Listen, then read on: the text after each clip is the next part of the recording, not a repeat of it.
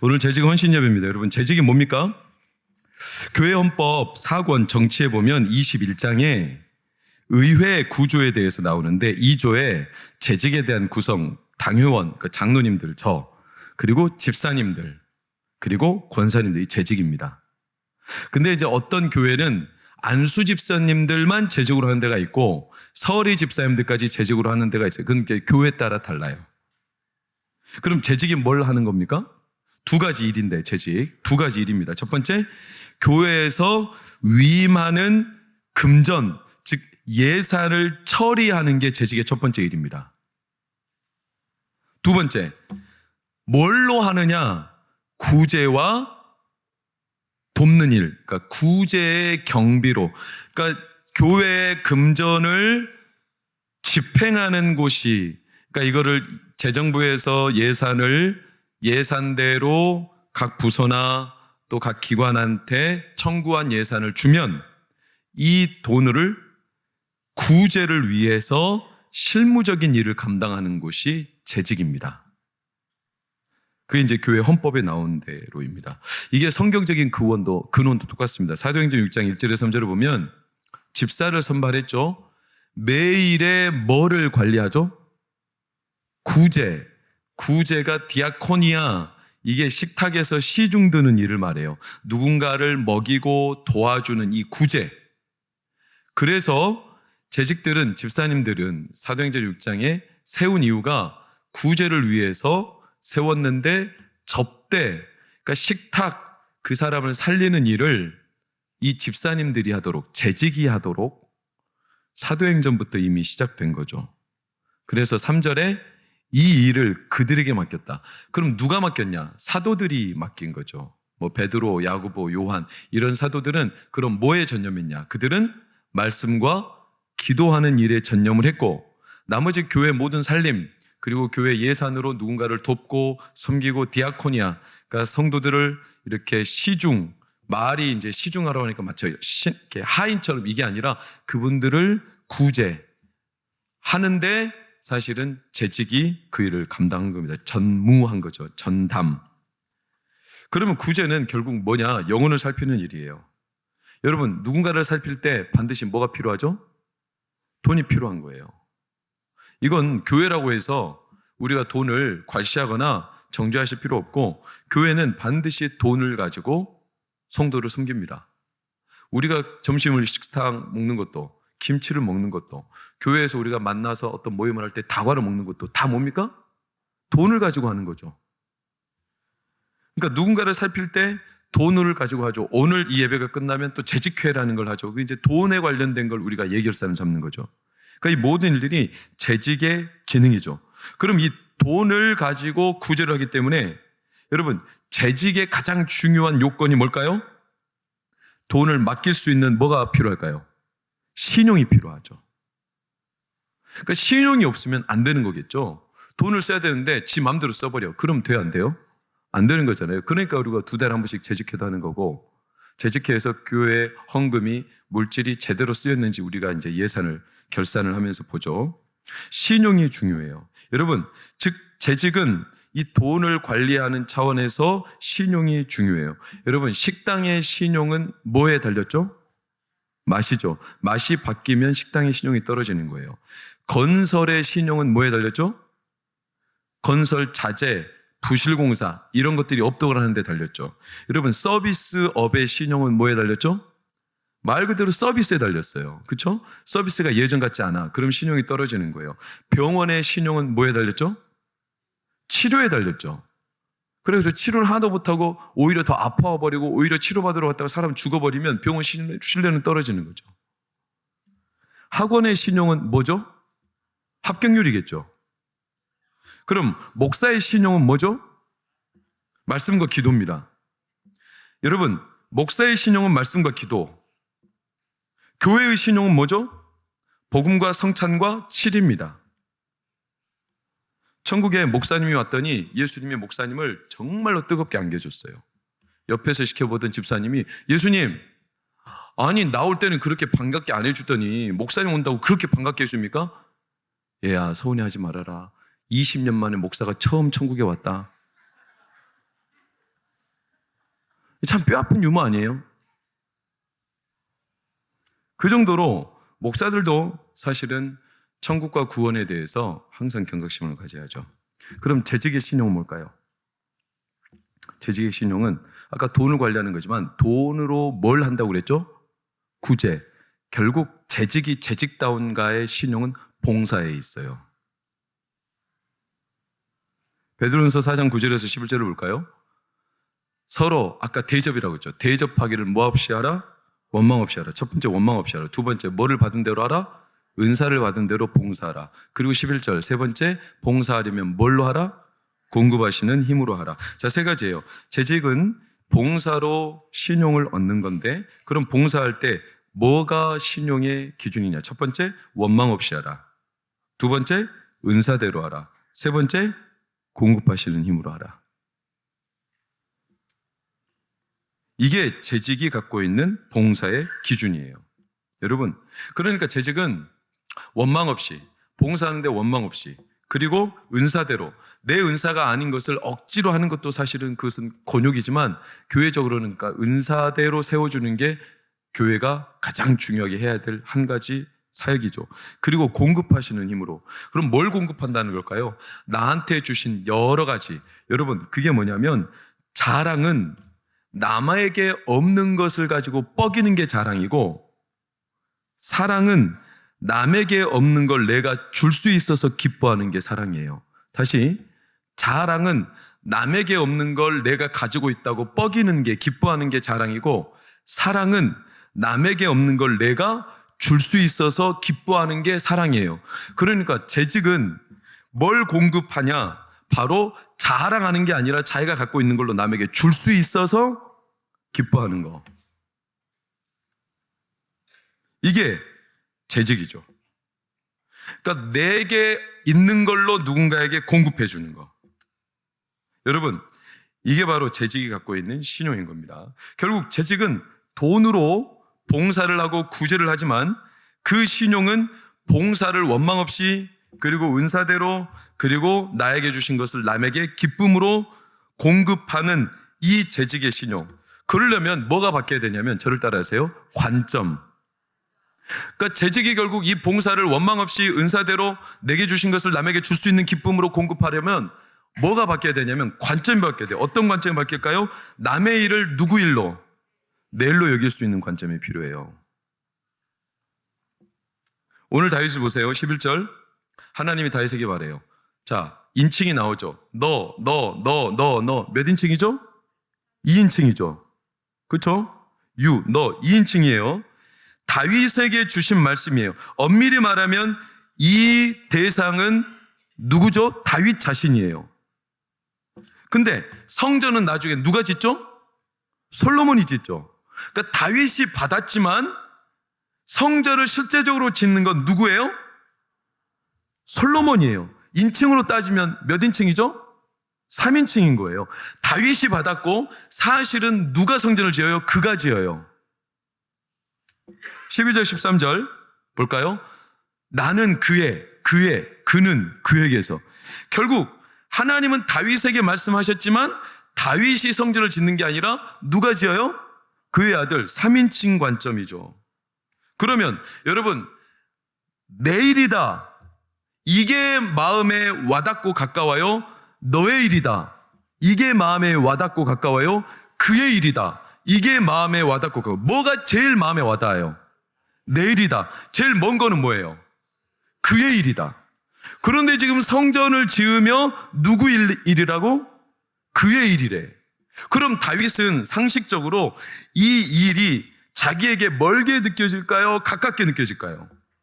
멀리 느껴지겠죠. 왜? 그에게서, 그는, 그의 씨가. 그러니까 보통 내 일이라고 생각해야 와닿는 건데 이게 그의 일이요. 너의 일도 아니고 그의 일이에요. 그럼 어떻게 할까요? 상식적으로 네 일은 네가 알아서 해. 그 일은 그 사람이 알아서 하겠지. 이렇게 되는 거겠죠.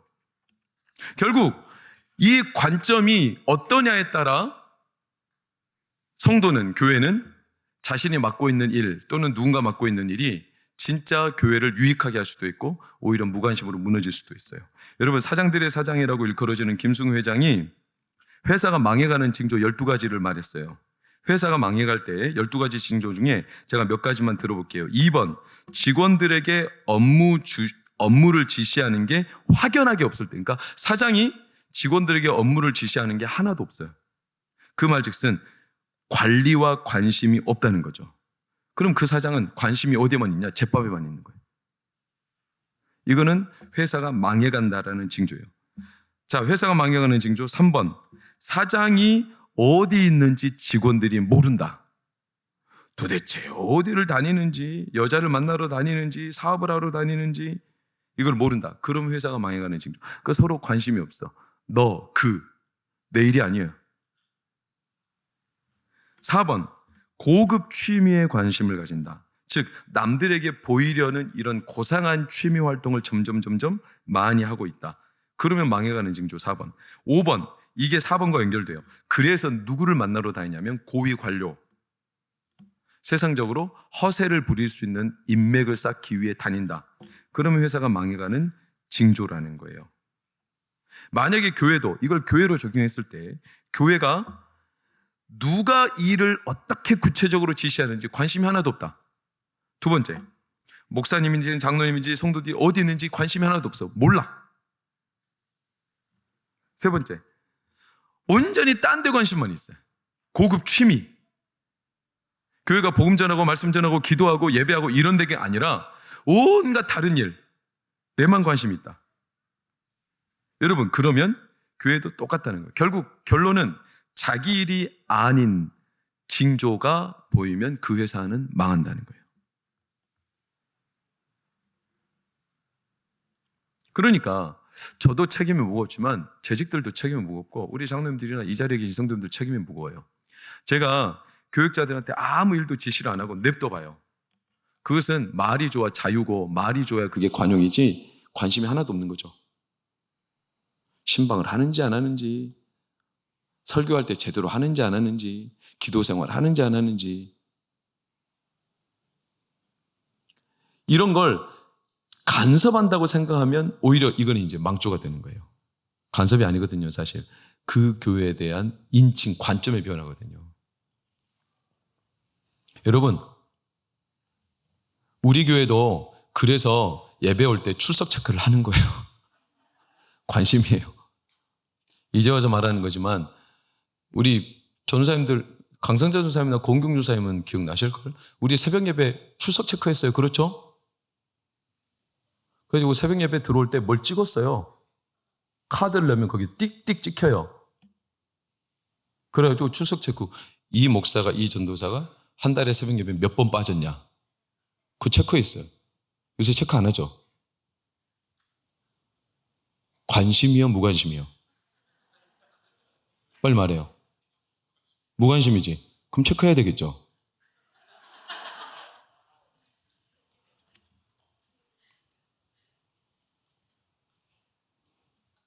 여러분들이 제가 뭐하고 다니는지 몰라.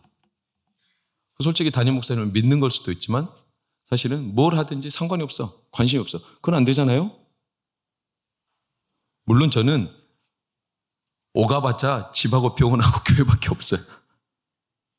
제가 어디 갈 데가 그닥 요즘에는 많이 없어요. 갈 수도 없고. 그러니까 나중에 제가 간병이 끝나거들랑 그때는 제가 어디 가 있는지 관심을 가져주세요. 요새는 제가 어디 있는지 금방 다 아니까. 다윗이 대단한 게 뭐냐면 어차피 솔로몬 그에게 주신 일인데 솔로몬이 그가 짓는 성전을 위해서 어떻게 한 줄 아세요? 그냥 아들이 하면 되잖아요. 그건 네 일이야. 네가 해. 근데 역대상 22절, 3절, 4절, 5절, 14절, 16절 보세요. 성전을 위해서 다윗이 어떻게 해요? 많이 준비해요. 심 많은 옷을 무수히 준비하고. 5절 말씀 계속 넘기세요. 다윗이 죽기 전에 많이 준비하고. 14절 심히 많이 준비하고 무수하고. 계속 강조하는 게 뭐냐면 다윗은 그에게 말씀하신 일을 엄청나게 준비했어요. 자기 일로 여겼다는 거예요. 어차피 내 때 아니다 이렇게 생각 안 했다는 거예요. 네가 알아서 해라 이렇게 안 했다는 거예요. 여러분, 저는 그런 의미에서 우리 교회가 이제 중요한 숙제를 받았어요. 우리 교회는 이제 건축해요. 건축 남의 일이죠? 어차피 후세대가 할 일이죠? 여기에서 우리 교회의 파워가 드러나는 거예요. 인칭, 관점이 누구의로 향하냐. 이게 너, 나 누구의 관점으로 이 교회의 일들을 감당할 거냐. 근데 놀라운 건 하나님은 다윗을 굉장히 기뻐하셨다는 사실을 기억하세요. 여러분, 처칠의 유명한 말 아세요? 이런 말이 있어요. 사진 한번 볼까요? 시작. 이게 처칠이 영국의 그 산업혁명, 그래가지고 온 영국의 나라가 완전히 메마른 토양에서 미래가 없어 절망스러운 땅일 때 사람들이 이런 식으로 무슨 건축을 하냐 이렇게 막 비난, 비판 여론이 있을 때 처칠은 과감하게 우리는 건축을 하지만 나중에는 건물이 우리를 만들 거다. 어마어마한 처칠의 미래 선견 지명입니다. 당장 건축이 왜 필요하냐 이런 여론이 없었겠어요? 당장 먹고 살기 힘든데 당장 일들이 많은데 왜 그 일을 해야 되냐. 그때는 지금보다 더 했겠죠. 근데도 1960년대 처칠은 이 어마어마한 슬로건을 걸고 영국이라는 유명한 대영 제국을 세웠어요. 여러분, 이게 관점의 변화예요. 성막을 지을 때 유명한 두 사람이 하나님의 영에 충만했어요. 누군지 아시죠? 부살렐과 오홀리압이에요. 이 사람들은 뜬금없이 하나님이 영으로 지혜를 주시더니 모든 성막의 도구를 이 사람들이 싹 만들었어요. 그때 하나님의 성막을 지을 때 백성들이 다 하나같이 자기 일로 여겼어요. 그래가지고 모세가 어떻게 한지 아세요? 그만 좀 가져와라 이렇게 할 정도였어요. 여러분, 저는 우리 교회가 돈이 많고 적고 우리가 환경이 되고 안 되고 이걸 떠나서 하나님이 지금 우리를 테스트한다면 테스트하는 것일 수 있어요. 그게 뭐냐? 과연 어떤 화두를 던졌을 때, 어떤 숙제를 던졌을 때, 어떤 교회 안에 공동체적인 사안을 던졌을 때 이걸 가지고 누가 관점을 3인칭이냐 2인칭이냐 1인칭이냐 다룰 거냐. 여러분은 몇 인칭으로 다룰 거예요? 재직은 주의 일을 몇 인칭으로 다뤄야 되는 거예요. 우리나라에 왔던 선교사님들은 이름도 얼굴도 모르는 이 땅에 자기와 자기 아내와 자기 자녀들을 데리고 이 땅에 온 거 아시죠? 제가 몇 번 말씀드렸잖아요. 그분들이 행했던 한국의 독보적인 선교의 정책은 네비우스 선교 정책이라고 그래요. 네비우스. 그들의 네비우스 선교 정책의 가장 구체적인 사안은 뭐냐면 땅을 사는 거였어요. 그래서 뭘 지었냐면 세 가지 지었죠. 병원, 학교, 교회. 아니 이 미개한 조선 땅에 이 미개하고 아직 먹고 사는데 너무나 지독하게도 힘든 이 땅에 먹을 거 줘야 되는데 지금 무슨 학교가 필요해? 무슨 교회가 필요해? 빵 나눠주고 이래야 될 판에 교회를 짓고 학교를 짓고 병원을 지었어요. 왜? 미래를 본 거예요. 그들은 이 땅에 살아가는 조선인들을 보면서 자기 자녀들, 내 세대, 내 미래라면 어떻게 할까? 이렇게 생각해요. 그럼 당장 떡 하나 주고 끝날 수 있지만 그렇지 않고 앞으로 이 나라가 세워지려면 이 땅에 공간이라는 창출을 통해서 그 안에서 사람이 세워져야 된다는 거예요. 사람이 세워지려면 뭐 해야 될까요? 가르쳐야 되죠. 그러니까 뭘 세운 거예요? 학교를 세운 거예요.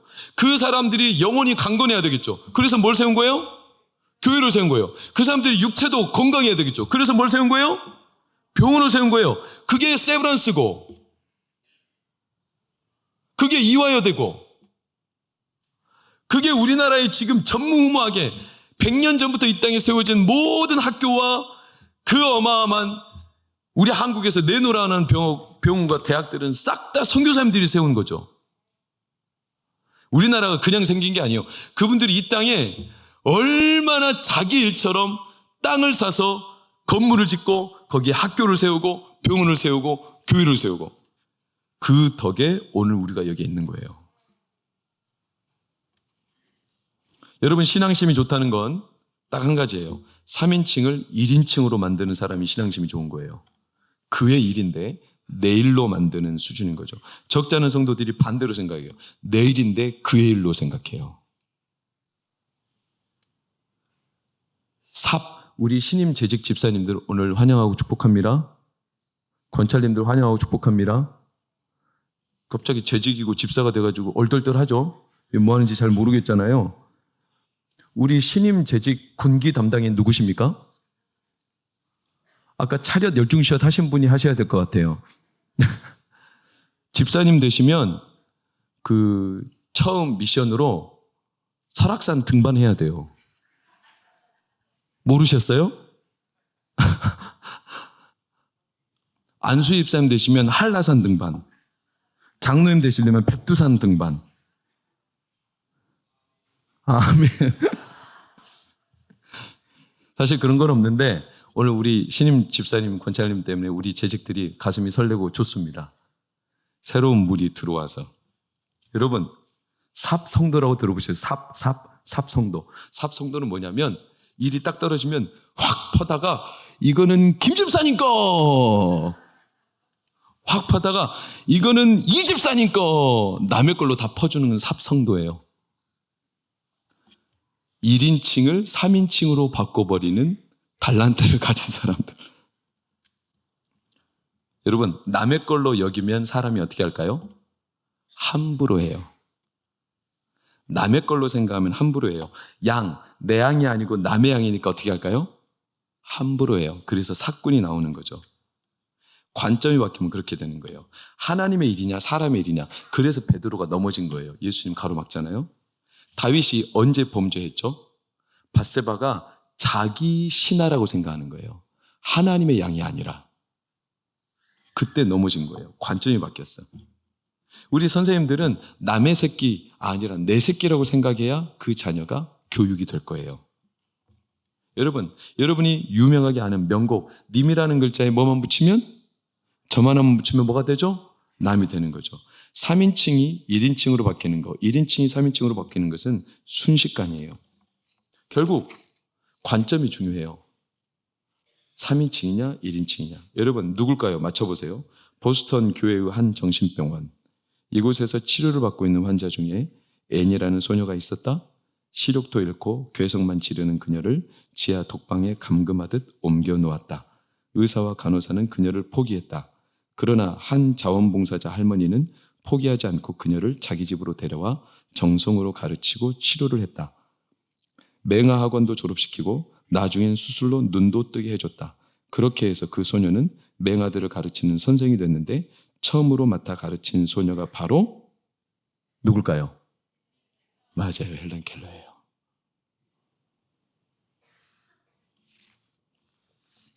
그 앤이 누구냐? 설리반 선생님이에요. 설리반 선생님도 누군가로부터 자기 일처럼 나를 붙들어주는 사람 때문에 변화가 됐고, 그래서 설리반 선생님이 헬런 켈러를 그렇게 자기 일처럼 붙들고 씨름한 거예요. 하나님이 다윗을 기뻐했던 이유는 딱 한 가지입니다. 그의 일을 1인칭으로 바꿨어요. 싹 다. 어떻게 그럴 수 있었냐? 14절. 내가 내 집과 내 나라. 다윗은 항상 한 가지 모양을 했어요. 하나님의 일을 자기 일로 여겼어요. 하나님의 일이라면 그는 다 자기 일로 1인칭으로. 그의 일, 너의 일 아니었어요. 이 인칭의 변화를 바꾸는 게 믿음의 실력이에요. 잠언 25장 13절. 충성된 자는 뭐 같다고 그래요? 얼음 냉수. 여러분 유대 지방에 얼음 냉수가 어디 있어요 도대체? 그럼 얼음처럼 시원한 냉수라는 건 어디서 날까요? 지하에서 깊이 끌어올려야죠. 그 먼 데에서 끌어올리는 게 힘이에요. 저 멀리 있는 내 일도 아닌 거를 나에게로 끌고 와서 감당할 수 있는 게 믿음의 능력이죠. 그게 다윗이었어요. 오지랖을 말하는 게 아니에요. 남의 일을 다 하라는 오지랖이 아니라 떡잎부터. 다윗은 하나님의 일이면 다 자기 일. 골리앗이 그렇게 저주할 때 나를 욕하는 것처럼 그는 굉장히 아파했고 그래서 나간 거예요. 나단 선지자가 밧세바를 범했을 때 한 가난한 자가 양을 한 마리 키우는데 옆에 있는 부자가 뺏어갔다. 이 말을 할 때 다윗은 금세 자기 일로 알아들었고 인정했어요. 남의 일로 치부하지 않았어요. 사울왕을 죽일 수 있어요. 동굴에 2번이나. 그렇죠? 그런데 사울왕을 죽이지 못했어. 옷자락도 손에 못 댔어. 왜냐? 이게 자기 앞에 기회였지만 하나님이 이 왕을 붙들고 있다. 하나님이 내 앞에 계시다는 이런 1인칭 관점 때문에 그래요. 함부로 못했어요. 법궤 앞에서 춤을 출 때 그는 남들이 보든 말든 힘을 다해서 췄어요. 왜냐하면 하나님이 내 앞에 계시다는 관점 때문에 그래요. 그러니까 다윗은 이게 위대한 거죠. 15절 다 같이 시작. 나단이 이 모든 말씀과 이 모든 계시대로 다윗에게 전하니라. 이 계시와 말씀을 전했을 때 다윗은 솔로몬에게 주신 3인칭도 아니고 다른 누군가에게 준 2인칭도 아니고 이것은 다 나에게 주신 거다 라고 해서 수많은 일들을 그가 준비한 거예요. 이런 교회는 반드시 부흥합니다. 이런 재직이 있는 교회는 반드시 잘 됩니다. 이런 교회는 반드시 성장합니다. 이런 가정과 사업체는 반드시 번영합니다. 이런 나라는 반드시 부강합니다. 내 나라라고 생각하는 국민들이 많아지면 그 나라는 절대로 무너지지 않습니다. 그래서 사도행전 6장 1절 원망으로 시작했던 그 유대 예루살렘 교회가 재직들이 세워져서 어떻게 되냐? 7절 뭘로 바뀌죠? 왕성해지죠. 관점이 바뀌니까. 오늘 저나 여러분 재직들의 관점은 뭔가요? 남의 교회인가요? 남의 일인가요? 내가 안 해도 되는 일인가요? 여러분 내가 만약에 안 해도 되는 일이라고 남의 일이라고 3인칭으로 치부하면 한 가지 각오를 해야 됩니다. 그게 뭐냐? 마태복음 10장 32절 33절 다 같이 시작. 누구든지 사람 앞에서 나를 시인하면 나도 하늘에 계신 내 아버지 앞에서 그를 시인할 것이요. 누구든지 사람 앞에서 나를 부인하면 나도 하늘에 계신 내 아버지 앞에서 그를 부인하리라. 하나님은 우리에게 명확하게 가르치십니다. 하나님은 우리가 하나님의 일을 하나님을 1인칭으로 나에게 주신 분으로 나에게 주신 은혜로 받고 기뻐하고 감사하여 그 일을 즐거움으로 감당하기를 원하십니다. 근데 만약에 그렇지 않고 남의 일로 시인하지 않는다면 놀랍게도 하나님은 아주 냉정하게 굉장히 정확하게 만약에 그가 나를 시인하지 않는다면 나도 그를 사람들 앞에서 시인하지 아니하리라. 이런 외면과 배제가 없기를 축복합니다. 우리 재직 집사님, 권사님, 우리 장로님들, 저를 포함하여 우리 목회자들, 우리 중등부 학생들 오늘 성가대 나와줘서 고마워요. 어쩌면 내 친구가 안 나와서 대신 나와줬을 수도 있어요. 선생님이 야 너라도 안 나오면 어떡하냐? 우리 양정규 목사님이 울고불고 떼써가지고 나와준 학생들이 있으면 손 들어봐요. 있을걸? 있을걸? 양정규 목사님 불쌍해가지고. 그러니까 저 사람이 안 하면 나라도 해야지 이런 마음으로 하는 이들이 덜어 있겠지만 하나님은 그 사람을 참 기뻐하세요. 오늘 우리 재직이 그렇게 우리 교회 하나님의 일들을 진짜 3인칭이 아니라 1인칭으로 기쁨으로 즐거움으로 감당하는 모든 재직 저를 비롯하여 우리 성도들 우리 당회원과 권사님 집사님들 되시기를 예수님 이름으로 축복합니다. 기도하겠습니다. 하나님 감사합니다. 우리가 이 땅에 교회를 섬길 수 있는 건 은혜입니다. 우리에게 귀한 은혜 주셨습니다. 우리가 이 일을 즐거움으로 하나님의 일을 내 일로 그의 일 누군가의 일이 아니라 나의 것으로 삼아 쟁취하고 그 은혜를 빼앗기지 않기 위해 열심히 무던히 진짜 침노하는 기쁨을 가지고 감당하는 저희 모두가 되게 하여 주시옵소서. 그리할 때 우리 교회가 잘 되고 우리 가정이 잘 되고 우리 자녀들이 잘 되고 우리 교회가 부흥하고 우리 성도들의 가정 사업장이 번창하게 될 줄 믿습니다. 이 하나님의 은혜를 많이 부어 주시옵소서. 예수님 이름으로 기도합니다. 아멘.